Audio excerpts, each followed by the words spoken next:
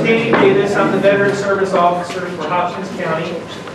And I just want to say welcome and thank you for being here today and honoring these 4 veterans here today. I also want to say thank you to KSST, the News Telegram, Front Porch News, Polly Swatzel for providing the flags, and Gary Spraggins for the sound over here.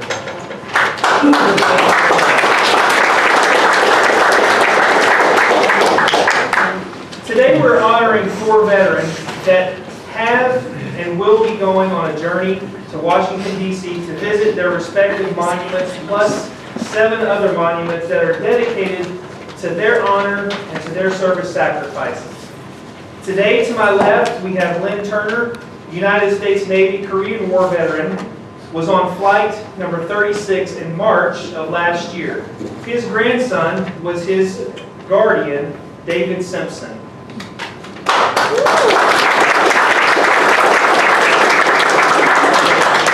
Next to Mr. Turner, we have Robert Carpenter, United States Navy, Army, Korean War, and Vietnam veteran, leaving in the morning on Flight 37.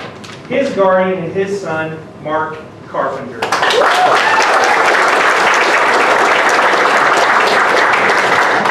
my right, we have Mr. Don Deaton, United States Army, Cold War veteran, leaving in the morning with Mr. Carpenter on flight number 37.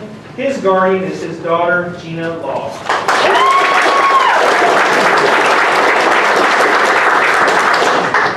And to his right, or left, my right, we have J.G. Williams, United States Navy Korean War veteran, leaving in June on flight number 38, and his guardian will be his grandson, Jesse James.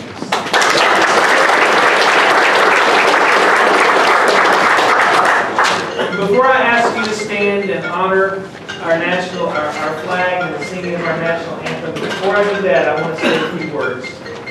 I would like to say thank you to these men who are willing to pay the ultimate sacrifice, who selflessly serve with honor and distinction. I am honored and proud to be your veteran service officer, and also your brother in arms. And I would like to leave you with this quote. Only 2 defining forces have ever offered to die for you: Jesus Christ and the American GI. One died for your soul, the other died for your freedom. All heroes now.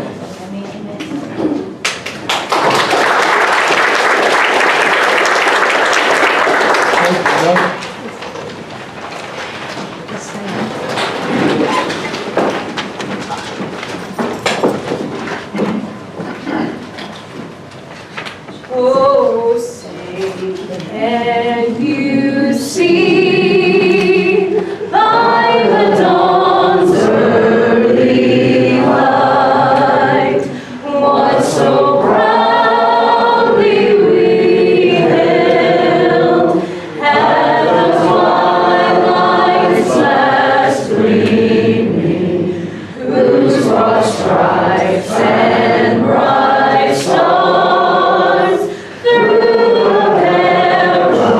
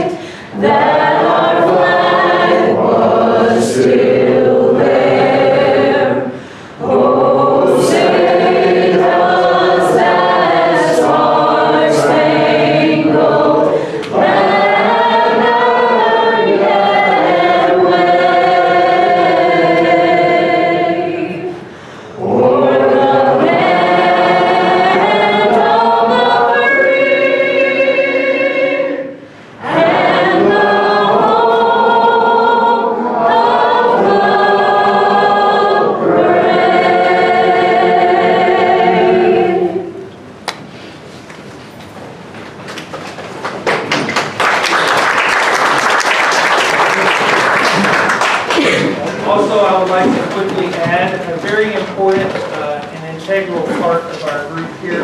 Clayton McGraw, if you don't know, is in the hospital with a heart condition, so his prayers are needed, and he was on the agenda to speak today, and Gordon is taking his place, but please keep, he's going to be fine, but please keep Clayton in your prayers.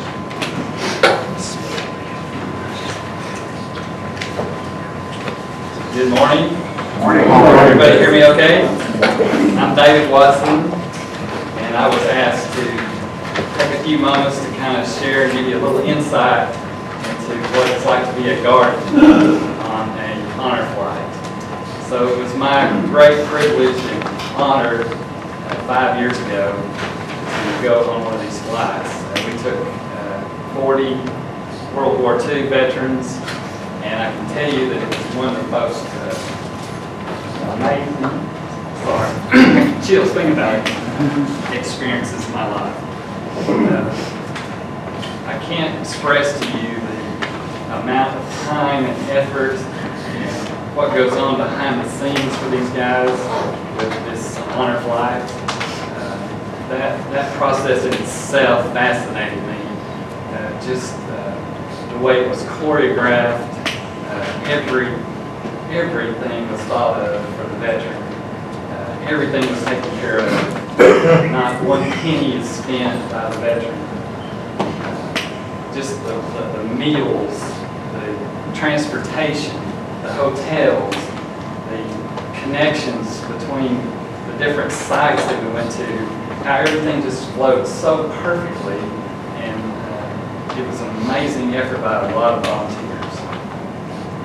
That part of it, just kind of seeing a little bit of what goes on behind the scenes, was a truly awesome experience. Getting to view a historical monument with a World War II veteran, something I'll never forget. They're special. I mean, you've seen them, whether you've been there or not.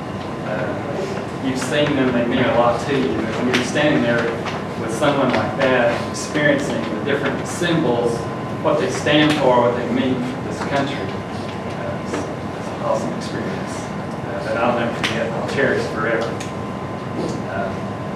But the thing to me that really stood out was just the overwhelmingly kindness, love, appreciation that was sent out to these guys.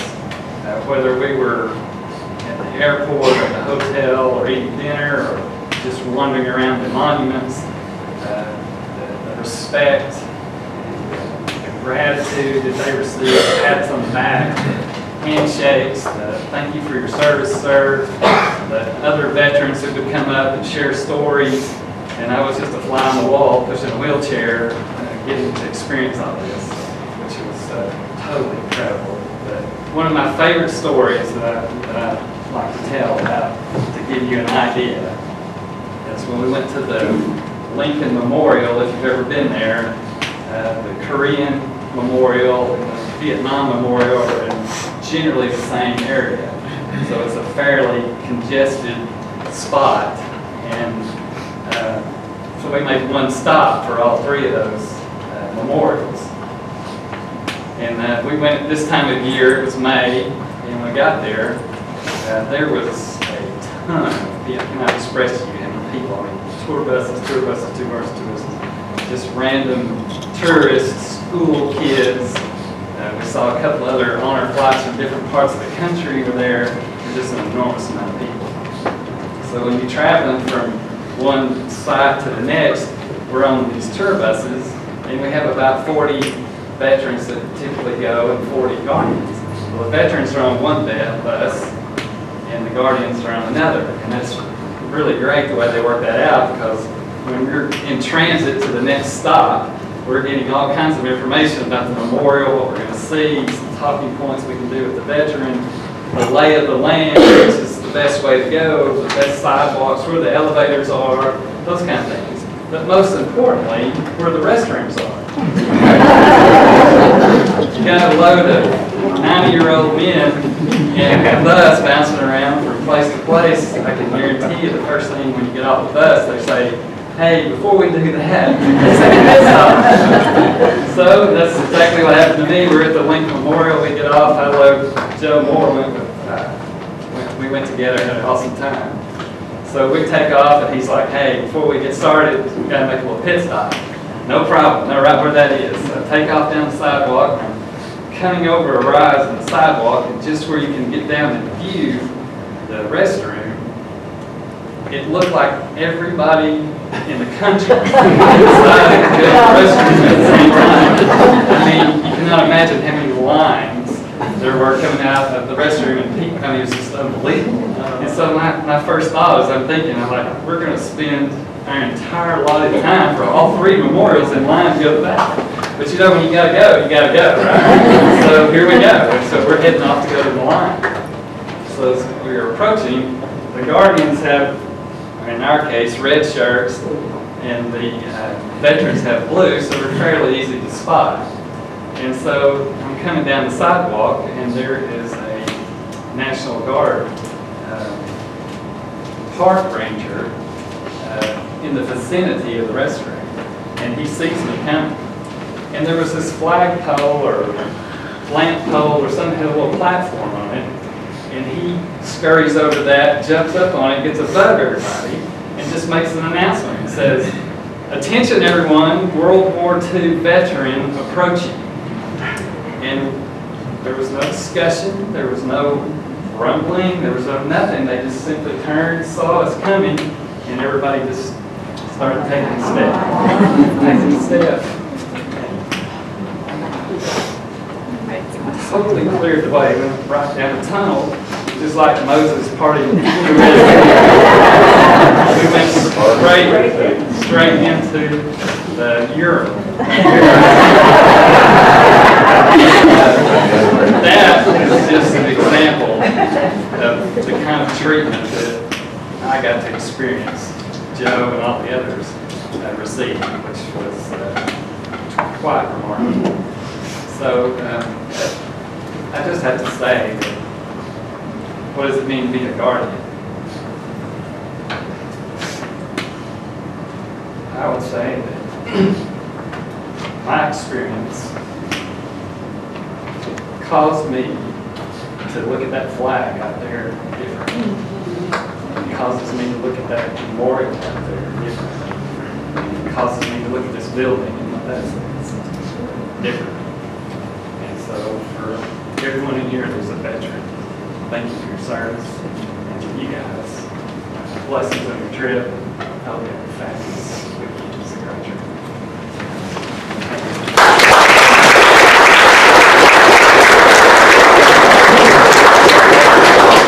Pray with me. We're going to get ready to send these guys off.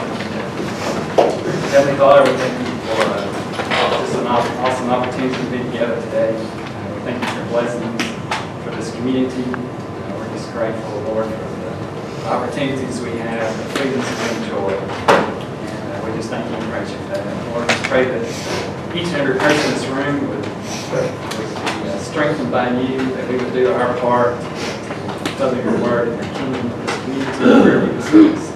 And Lord, especially we lift up these veterans today that are about to travel. We pray for some awesome experience this weekend, that they will have a safe journey, and we look forward to bringing them home safely. Thank you for loving us always. We love you so much. Pray in Jesus' name. Amen.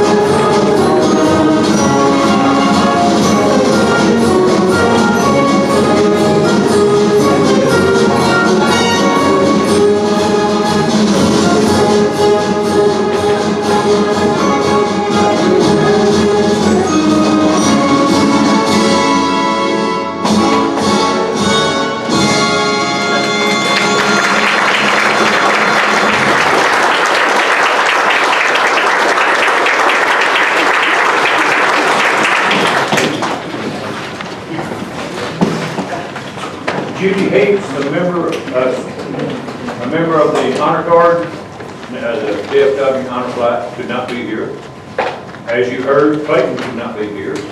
So I'm third choice. You get what you pay for.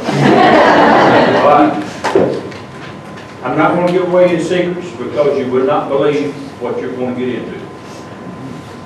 There's no way to describe it. But this is Flight 37. There's going to be 16 World War II veterans, which all got to be above 90 years old. Robert told me there's one that's 99. There's 11 Korean veterans, 3 Cold War veterans, and 10 Vietnam veterans.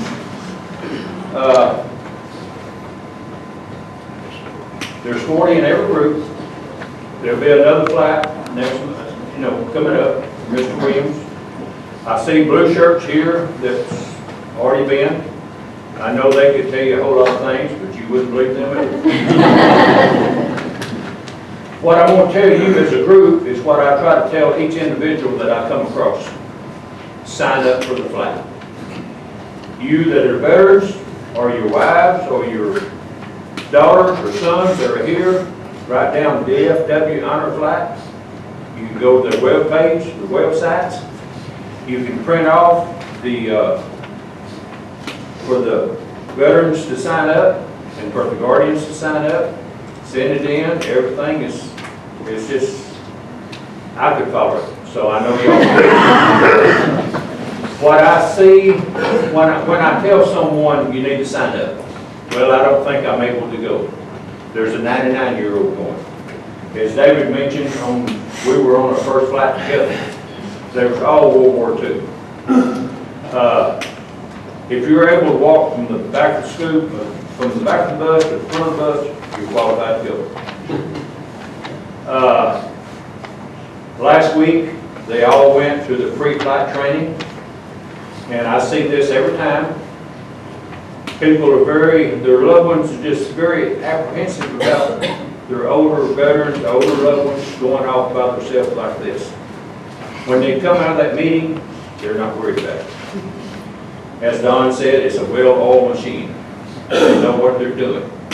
Most of the people on staff are medical people. A lot of registered nurses, a lot of respiratory nurses or doctors. On our first flight that David and I were both in, there was one man who had a little heart problem Friday night while we were in D.C. A heart doctor from Rockwall was on the flight. He was with staff, the honor staff. He stayed with this man at the hospital. We all came back Saturday night. They didn't come back till Sunday. He stayed with him till they got on him. The last veteran I went with was not in very good condition. Dr. John Heisner, who's on the staff, he teaches respiratory therapy at the college in Fort Worth. He came to our room the last thing at night, first thing in the morning to give a breathing treatment. He checked the O2 level 2 or 3 times a day. He was with my veteran. You're taken care of. So having an excuse that I'm not able to go is not a good excuse. That's just a reason. You can go. I'll try to get through this. You're going to be honored. You're going to be honored. The last time I went, I had to take a picture of a name on the Vietnam Wall. And it was very low down on the wall. I had to sit down in order to get a good picture. There was a couple of hands on my head or shoulder while I was there. When I got up and turned around, there was probably 10 or 12 people looking at me. You're noticed. You're taken care of. You're honored.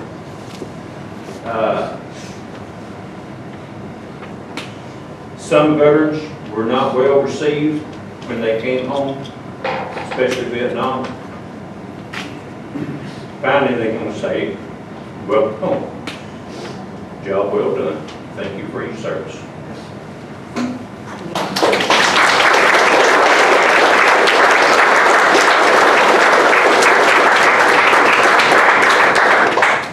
I want to thank everyone for having been here today, especially to you four. We honor you today, and thank you for your service to our country.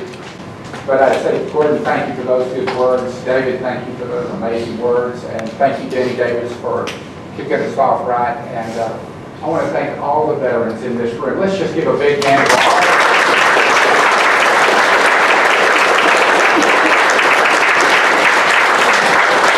For those of you who had to stand the whole time, next time we might do it upstairs. I had no idea so many people would be so interested in this and so want to attend.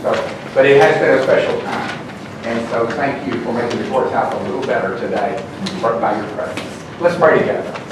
Father, thank you for each and every veteran that is here today, especially these four that we're honoring today, Lord. We ask that you'll bless everything they do. Bless the trip for those who are about to leave for their trip to Washington. We just give you the praise for America. We thank you for all that America stands for. Bless those who are overseas serving right now. Those who are in active duty, bless them. For those in the Guard.